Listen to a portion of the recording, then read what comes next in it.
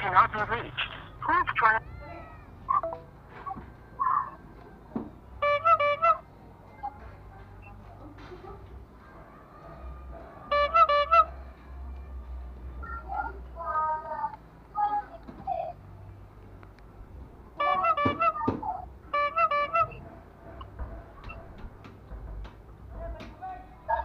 The subscriber cannot be reached. Please try again. Wait mga paps, meron tayo, na-scam tayo dito. Abono 1-4. Galing to ng Tansa. Hindi ko na makontak yung pick up. Hindi sumasagot yung drop off.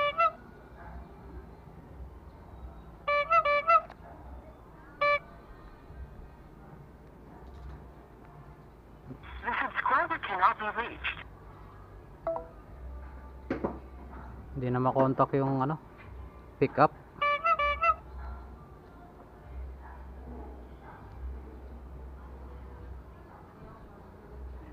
Cannot be reached. Please try again.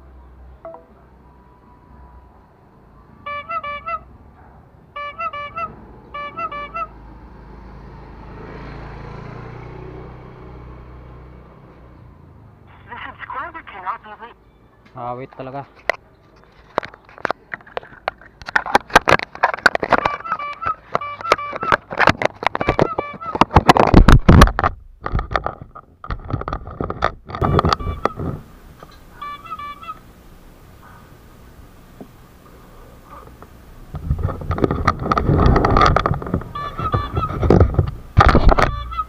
Balikan natin tong pinag-pick upan natin sa Tansa.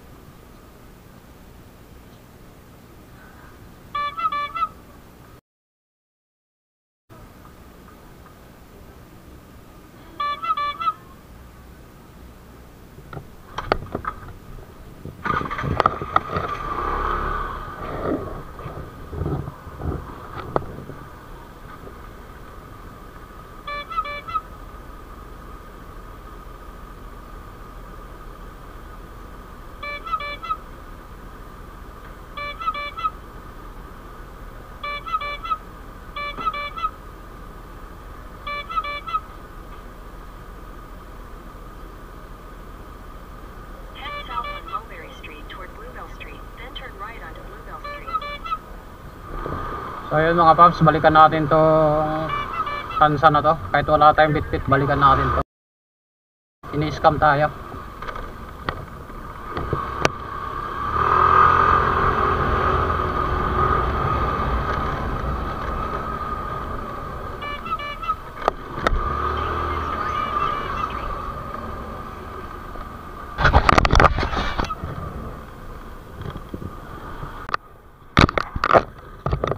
So yun mga paps, nandito na tayo sa pinag-pick upan natin kanina ng ano, item, yung abono na ayan, abono na 1-4.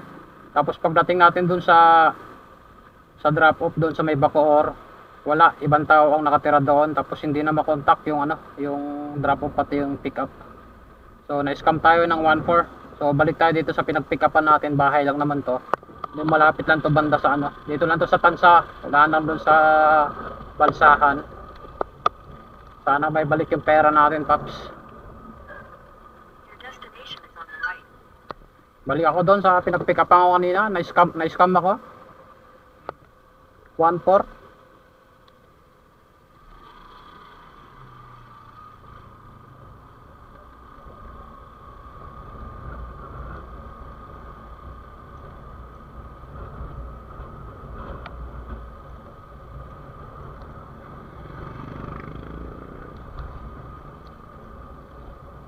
So yun, sana may balik lang yung pera natin mga paps, yung abono natin.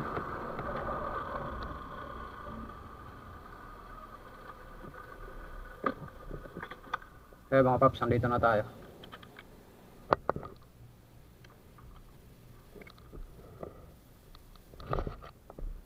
Tapo. Lalamog po.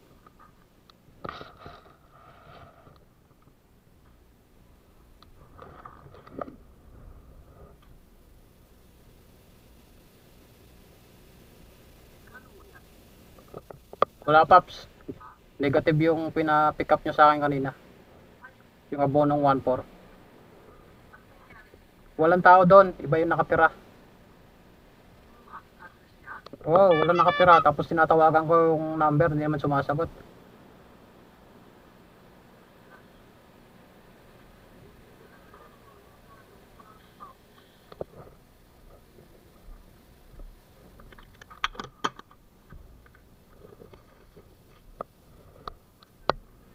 Balik yung pera. Tapos yung shipping fee ko. Ano ho ba yun, sir? Hindi ho ba sa inyo to? Sandals po yan eh. Oo nga po. Saan galing to? Sa amin. Sa inyo? Oo, binili kasi sa amin yan. Tapos, Tapos, doon ang nilagay niyang address. nag-Gcash kayo?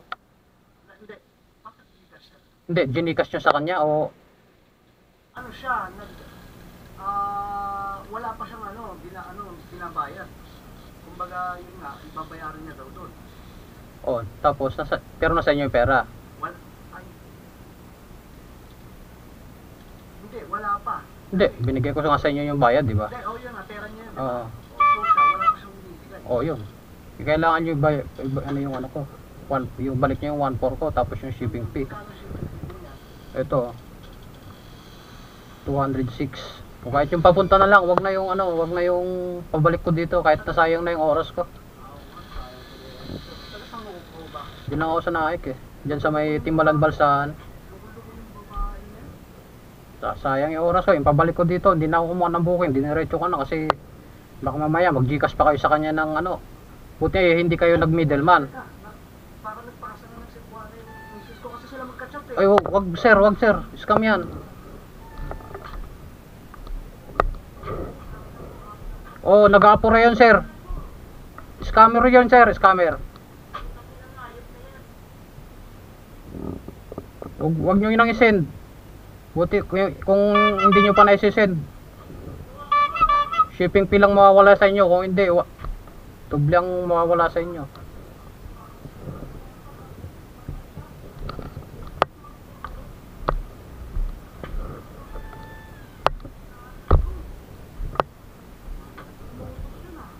Modus yan, modus.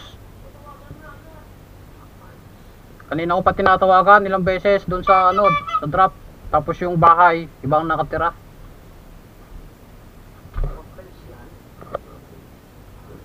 Tawagan nyo yung number, sir.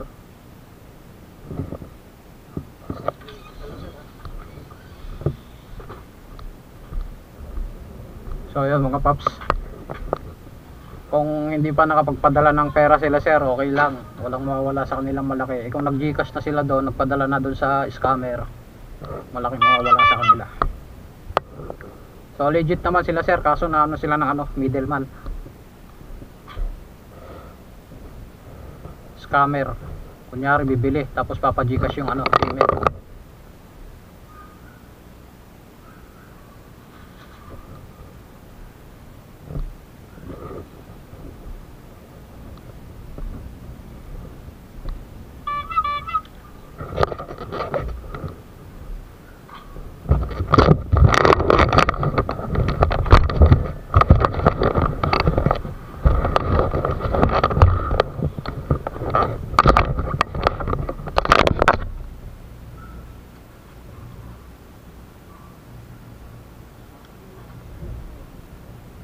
Ano pa sabi sa inyo sir? Ang isang kausap eh. Kaya pa nag-chat siya ng pakali. Pasensya na po. Paano bang transaction niya doon sir? May post ang misis ko na nagtitira siya ng sandals. Kasi nag-chat siya, bibili niya raw. 400 lang yung benta ng misis ko. Sabi niya, ate nito kasi bibili. Pinukuha niya raw. Middleman yan sir, ganyan. Middleman yan. Gumagawa sila ng transaction ng sarili nila. Tapos wala naman palang Wala namang tapos papagika sa inyo ng 1,000. Ganun ng mga gago na. Marami na scam na ganyan sir. Kung sinabi nyo sana sa akin kanina sir na may middleman pala kayo, kung sinabi nyo sa akin na may middleman pala kayo, kung nangyayari. Maraming nangyari na rin sa ganyan. Marami yan, Post ganyan. niyo? Kaya nag-bilis ko. Middleman yung Wala mga na yun, napadala na yun. Kanina pa yun eh.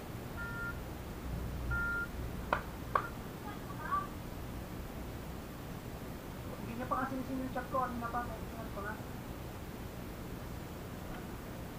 Ito. May nagpadala sila. Saan saan papadala si Mrs. mo? Sa Buwana. Kasi nagmamagalit siya, sabi nga.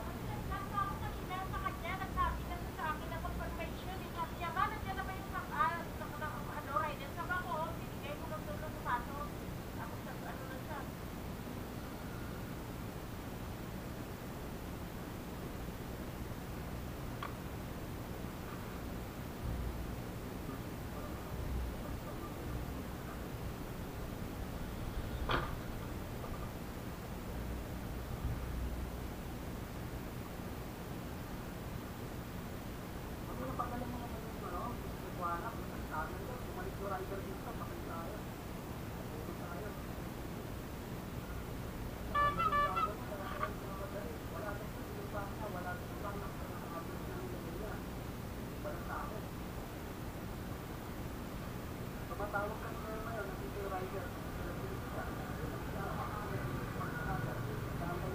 Kawawa naman.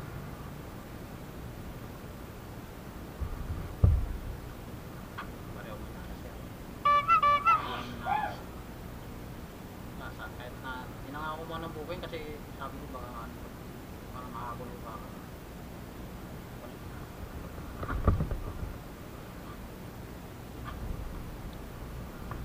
Malas mga paps.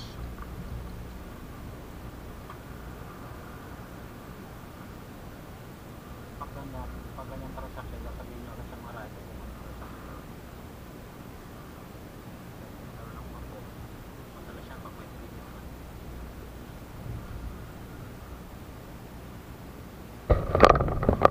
Ayan mga paps, nadalit tayo ng middleman.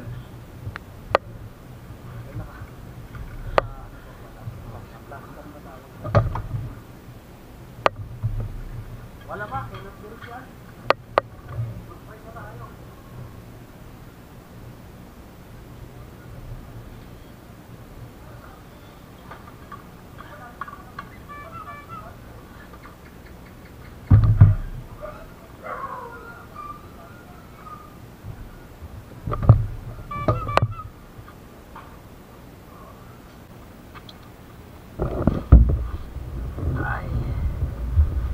Ayan mga paps, report natin sa Lala yung scammer.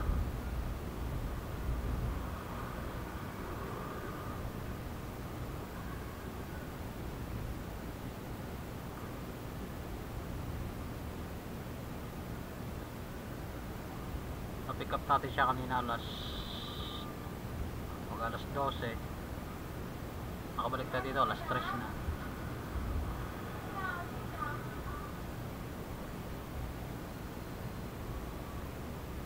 Kawawa sila ma'am dahil sila mas malaking mawawala. 1.4 ang nawala sa kanila. Plus shipping pinatuhan. Hindi na natin sila siningil ng pabalik natin dito galing ng Bacoa kasi wala, kawawa naman sila. Aside na ba? Ay na kayo ma'am ha? Meron mga taong largo talaga.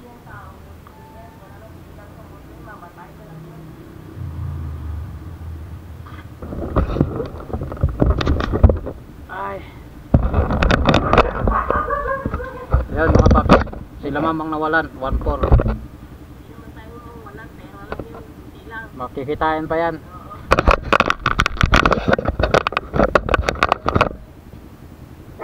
So report lang natin sa ano kay Lalat.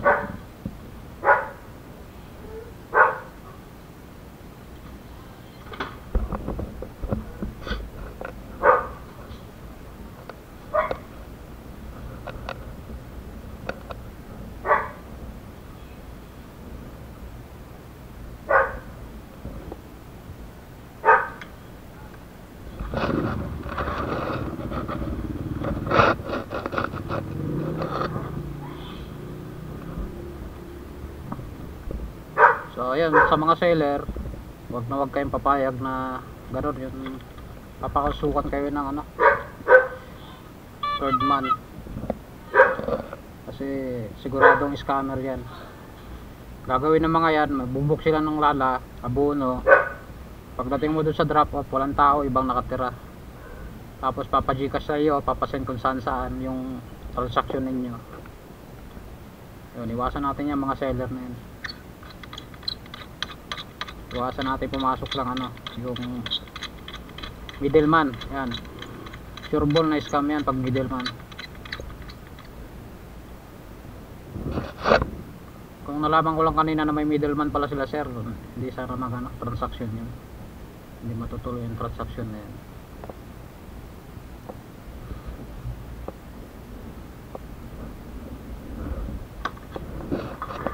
Doon tayo sa labas, walang signal dito mga paps. Kawawa naman sila. Sa atin, walang tayo ng oras. Ubus yung oras natin. Pero okay lang, at least nakuha natin yung puhunan natin na 1.4. Kawawa talaga sila kuya kasi pinasok sila ng middleman.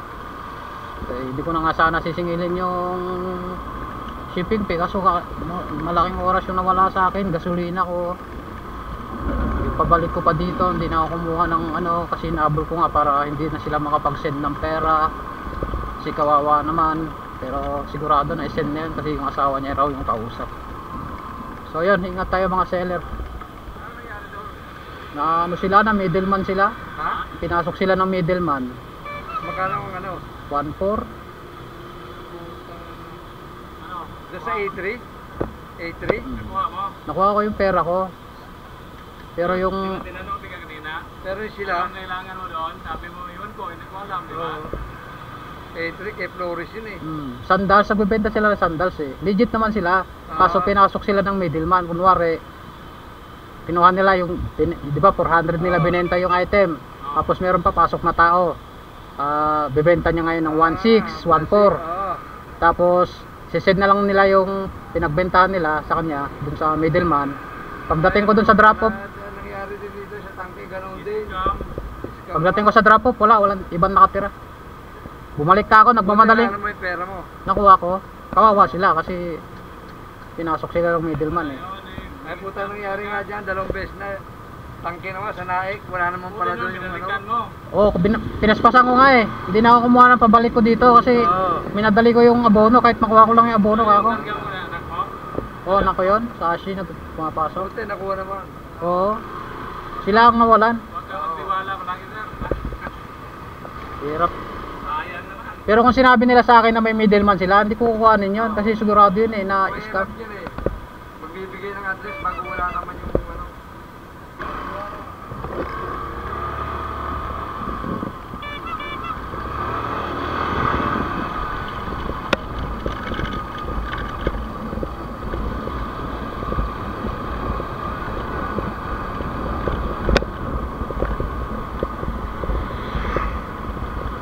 So ayun mga paps, ang tagal, ito ang mahirap kay Lala eh. Pag may re-report kang ganito, wala, ang tagal ng response. Tingnan mo.